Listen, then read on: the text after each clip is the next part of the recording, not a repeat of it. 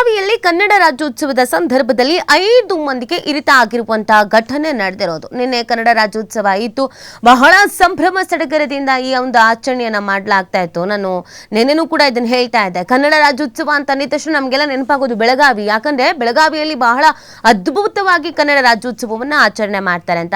ಆದ್ರೆ ಕೆಲವು ಕಿಡಿಗೇಡಿಗಳು ಇದನ್ನ ಯಾವ ರೀತಿಯಾಗಿ ಬಳಕೆ ಮಾಡ್ಕೊಂಡಿದ್ದಾರೆ ಅನ್ನೋದು ನಿಜವಾಗ್ಲೂ ಕೂಡ ನಾಚಿಕೆಗೇಡಿನ ಸಂಗತಿ. ಒಮ್ಮೊಮ್ಮೆ ನಮಗೆ ಯಾಕೆ ಬೇಜಾರಾಗತ್ತೆ, ನಮ್ಮ ನೆಲದಲ್ಲಿ ನಮ್ಮ ರಾಜ್ಯೋತ್ಸವವನ್ನ, ನಮ್ಮ ಹಬ್ಬವನ್ನ ನಾವು ಆಚರಣೆ ಮಾಡೋದಕ್ಕೆ ಕೆಲವು ಇಂಥ ಕ್ರಿಮಿನಲ್ಗಳಿಂದ ಸಾಧ್ಯ ಆಗೋದಿಲ್ಲ ಅಥವಾ ಒಂದಷ್ಟು ಅಡಚಣೆಗಳು ಎದುರಾಗುತ್ತೆ ಅಂದಾಗ ನಿಜವಾಗ್ಲೂ ಕೂಡ ಬೇಸರ ಆಗತ್ತೆ. ನೋಡಿ, ಮೆರವಣಿಗೆಗೆ ವೇಳೆ ದುಷ್ಕರ್ಮಿಗಳು ಅಟ್ಟಹಾಸ ಮೆರೆದಿರೋದು, ಚೂರಿ ಇರೋದು, ಪರಾರಿಯಾಗಿದ್ದಾರೆ. ಇಬ್ಬರು ಸ್ಥಿತಿ ಇದರಿಂದ ಗಂಭೀರವಾಗಿರುವಂಥದ್ದು. ಕನ್ನಡ ರಾಜ್ಯೋತ್ಸವ ಅಂಗವಾಗಿ ಬೆಳಗಾವಿಯಲ್ಲಿ ಶನಿವಾರ ನಡೆದಂಥ ಮೆರವಣಿಗೆಯ ವೇಳೆ ದುಷ್ಕರ್ಮಿಗಳು ದಾಳಿ ನಡೆಸಿ 5 ಯುವಕರನ್ನು ಚೂರಿಯಿಂದ ಇರಿದು ಗಾಯಗೊಳಿಸಿದ್ದಾರೆ. ಗಾಯಾಳುಗಳನ್ನು ಬಿಮ್ಸ್ ಆಸ್ಪತ್ರೆಗೆ ದಾಖಲಿಸಲಾಗಿದ್ದು, ಗಾಯಾಳುಗಳ ಪೈಕಿ ಇಬ್ಬರ ಸ್ಥಿತಿ ಗಂಭೀರವಾಗಿದೆ ಅನ್ನೋದ್ರ ಬಗ್ಗೆ ಮಾಹಿತಿ ಸಿಗ್ತಾ ಇದೆ. ರಾಜ್ಯೋತ್ಸವದ ಅಂಗವಾಗಿ ಬೆಳಗಾವಿಯಲ್ಲಿ ಶನಿವಾರ ಸಂಜೆ ಮೆರವಣಿಗೆ ಆಯೋಜಿಸಲಾಗಿತ್ತು. ಸದಾಶಿವನಗರದ ಲಕ್ಷ್ಮೀ ಕಾಂಪ್ಲೆಕ್ಸ್ ಬಳಿ ಮೆರವಣಿಗೆ ಬರ್ತಾ ಇದ್ದಂತೆ ದುಷ್ಕರ್ಮಿಗಳು ಏಕಾಏಕಿಯಾಗಿ ನುಸುಳಿ ಬಂದಿದ್ರು. ಬೆಳಗಾವಿಯಲ್ಲಿ ಈ ಒಂದು ಘಟನೆ ನಡೆದಿದ್ದು, ಯುವಕರಿಗೆ ಚಾಕು ಇರಿದು ಪರಾರಿಯಾಗಿದ್ದಾರೆ. 5 ಮಂದಿಗೆ ಗಾಯ ಆಗಿದೆ. ಇಬ್ಬರ ಸ್ಥಿತಿ ಗಂಭೀರವಾಗಿದೆ. ಅವರನ್ನು ಆಸ್ಪತ್ರೆಗೆ ದಾಖಲು ಮಾಡಲಾಗಿದ್ದು, ಸದ್ಯ ಚಿಕಿತ್ಸೆಯನ್ನು ನೀಡುವಂತ ಕೆಲಸವನ್ನ ಮಾಡಲಾಗ್ತಾ ಇದೆ ಅನ್ನೋದು ಗೊತ್ತಾಗ್ತಾ ಇದೆ.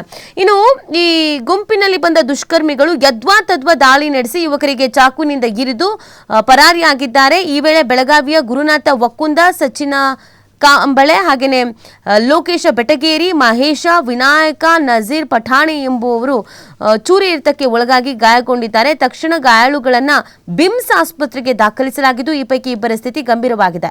ಬೆಳಗಾವಿ ಎಪಿಎಂಸಿ ಪೊಲೀಸ್ ಠಾಣೆಯಲ್ಲಿ ಈ ಸಂಬಂಧ ದೂರು ದಾಖಲಾಗಿದ್ದು, ದುಷ್ಕರ್ಮಿಗಳಿಗಾಗಿ ಪೊಲೀಸರು ಹುಡುಕಾಟವನ್ನು ನಡೆಸ್ತಾ ಇದ್ದಾರೆ. ಯಾರು ದುಷ್ಕರ್ಮಿಗಳು, ಏನು ಎತ್ತ, ಅವ್ರ ಹಿನ್ನೆಲೆ ಏನು ಅನ್ನೋದ್ರ ಬಗ್ಗೆ ಮಾಹಿತಿ ಸಿಗಬೇಕಾಗತ್ತೆ. ಇದನ್ನ ನೋಡಿದ್ರೆ ಒಂದಂತೂ ಅನಿಸ್ತಾ ಇರೋದು, ಪಕ್ಕ ಪ್ಲಾನ್ ಮಾಡ್ಕೊಂಡೇ ಬಂದಿದ್ದಾರೆ. ಈ ತರ ಚಾಕು ಈತ ಆಗಬೇಕು ಅಥವಾ ನಾವು ಯಾರನ್ನಾದ್ರೂ ಹಲ್ಲೆಗೆ ಒಳಪಡಿಸಬೇಕು, ಹಲ್ಲೆ ಮಾಡಬೇಕು ಅನ್ನೋದನ್ನ ಗಮನದಲ್ಲಿ ಇಟ್ಕೊಂಡೇ ಬಂದಿದ್ದಾರೆ ಅನ್ನೋದಂತೂ ಗೊತ್ತಾಗ್ತಾ ಇದೆ. ನಿಜವಾಗ್ಲೂ ಇದೊಂದು ಬೇಸರದ ಸಂಗತಿ. ಜಿಲ್ಲಾಡಳಿತ ಸಾಕಷ್ಟು ಅಲರ್ಟ್ ಆಗಿತ್ತು, ಹೆಚ್ಚಿನ ಕ್ರಮಗಳನ್ನ ಕೈಗೊಂಡಿತ್ತು, ಸಿದ್ಧತೆಯನ್ನ ಮಾಡ್ಕೊಂಡಿತ್ತು, ಪೊಲೀಸ್ ಬಂದೋಬಸ್ತನ್ನ ಕೈಗೊಂಡಿತ್ತು. ಹಾಗಿದ್ರೂ ಕಣ್ತಪ್ಪಿಸಿ ಈ ತರದೊಂದಷ್ಟು ಕೃತ್ಯಗಳಾಗಿದೆ ಅಂದ್ರೆ ನಮ್ಮ ರಾಜ್ಯದಲ್ಲಿ ನಮಗೆ ಎಷ್ಟು ಸುರಕ್ಷತೆ ಇದೆ, ಸೇಫ್ಟಿ ಇದೆ ಅನ್ನೋ ಅನುಮಾನ, ಪ್ರಶ್ನೆ ಹುಡ್ಕೊಳ್ತಾ ಇರಲ್ಲ. ಇಲ್ಲಿ MES ಪುಂಡರ್ದು ಬೇರೆ ಸಮಸ್ಯೆ ಇದೆ, ಕಾಟ ಇದೆ. ನಾವು ಕರಾಳ ದಿನ ಮಾಡ್ತೀವಿ, ಇನ್ನೊಂದು ಮಾಡ್ತೀವಿ, ಮತ್ತೊಂದು ಮಾಡ್ತೀವಿ, ನೀವು ಮಹಾರಾಷ್ಟ್ರದಿಂದ ಬನ್ನಿ ಅಂತ ಕರೆಸುವಂಥದ್ದು. ಮೊದಲು ಇಂಥವ್ರಿಗೆಲ್ರಿಗೂ ಕೇಸ್ ಹಾಕಿ ಒಳಗೆ ಕಳಿಸ್ಬೇಕು. ಈ ಕೃತ್ಯದಲ್ಲಿ ಯಾರೇ ಭಾಗಿಯಾಗಿದ್ರು, ಏನೇ ಪ್ಲಾನ್ ಮಾಡಿದ್ರು, ಇದನ್ನು ಪ್ಲಾನ್ ಮಾಡಿದವ್ರು ಯಾರು, ಯಾರೆಲ್ಲ ಭಾಗಿಯಾಗಿದ್ದಾರೆ, ಅವ್ರ ವಿರುದ್ಧ ಕಠಿಣಾತಿ ಕಠಿಣ ಶಿಕ್ಷೆ ಆಗಬೇಕು. ಇಬ್ಬರು ಜೀವಕ್ಕೆ ಸಂಚಕಾರ ಇದೆ, ಇಬ್ಬರು ಸ್ಥಿತಿ ಗಂಭೀರ ಆಗಿದೆ. ಕನ್ನಡ ರಾಜ್ಯೋತ್ಸವ ಮಾಡೋ ಹಾಗಿಲ್ವಾ ನಾವು ಕರ್ನಾಟಕದಲ್ಲಿ? ನಾವೆಲ್ಲಾದ್ರೂ ಬೇರೆ ರಾಜ್ಯದಲ್ಲಿ ಇದ್ದೀವಾ? ನಮ್ಮ ರಾಜ್ಯದಲ್ಲಿ ನಾವು ಕನ್ನಡ ರಾಜ್ಯೋತ್ಸವ ಆಚರಣೆ ಮಾಡುವಾಗ ಚಾಕು ಇರಿತ ಆಗುತ್ತೆ ಅಂತಂದ್ರೆ ಯೋಚನೆ ಮಾಡಿ, ನಮ್ಮಲ್ಲಿ ಎಂಥ ವಿಷ ಜಂತುಗಳಿದ್ದಾರೆ ಅಂಥವ್ರಿಗೆ ನಾವು ಸಾಕ್ತಾ ಇದ್ದೀವಿ ಅಂತ ಬಿಟ್ಟಿ ಬಿದ್ದಿದಾರಲ್ವಾ ಇಲ್ಲಿ. ಸೊ ಆ ಕಾರಣಕ್ಕಾಗಿ ಈ ಥರದ್ದು ವರ್ತನೆಗಳನ್ನು ಮಾಡ್ತಾರೆ.